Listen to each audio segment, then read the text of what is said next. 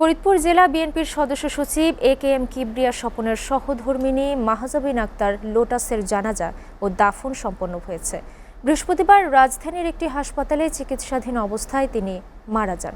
Mahjabin Akter lotus দীর্ঘদিন ধরে দুরারোগ্য ব্রেন ক্যান্সারে ভুগছিলেন। শুক্রবার বাদ জুমা ফরিদপুরে গোলপুকুর ড্রিম শপিং কমপ্লেক্সের সামনে তার জানাজা অনুষ্ঠিত হয়। পরে আলীপুর গোরস্থানে তাকে দাফন করা হয়। মৃত্যুকালে তিনি স্বামী এবং 2 সন্তান সহ অসংখ্য গুণগ্রাহী রেখে গেছেন। তার মৃত্যুতে শোক জানিয়েছেন পররাষ্ট্র প্রতিমন্ত্রী শামা ওবায়দ ইসলাম, ফরিদপুর সদর আসনের সংসদ সদস্য চৌধুরী নায়েব ইউসুফ, ফরিদপুর 4 আসনের সংসদ সদস্য শহীদুল ইসলাম বাবুল। তারা মরহুমার বিদেহী আত্মার মাগফিরাত কামনা এবং শোক সন্তপ্ত পরিবারের প্রতি সমবেদনা জানিয়েছেন।